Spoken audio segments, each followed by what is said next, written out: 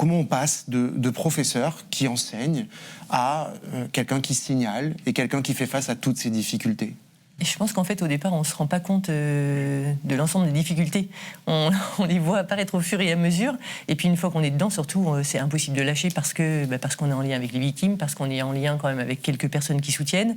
Et puis surtout parce qu'on voit le côté complètement lunaire et surréaliste des différentes positions des uns et des autres qui sont complètement ahurissantes et qu'on se dit que si on ne bouge pas... Alors après, il ne faut pas penser à ce qu'on a à perdre, parce que sinon, je pense que voilà, on ne pourrait pas bouger.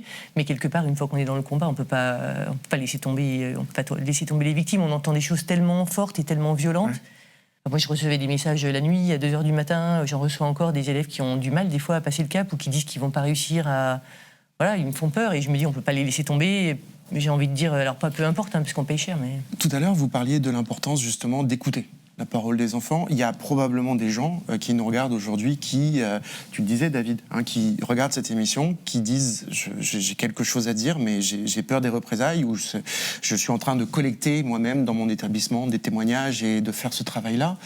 Qu'est-ce que vous avez envie de leur dire justement, parce que là on raconte vraiment les difficultés.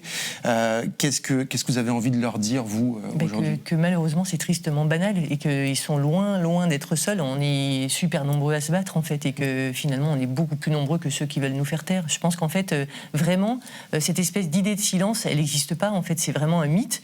Et si on arrive à se dire que non, ça n'existe pas, on est beaucoup plus nombreux et on est beaucoup plus virulents, alors là, on risque plus rien. Je pense qu'il faut vraiment parler. Mediapart.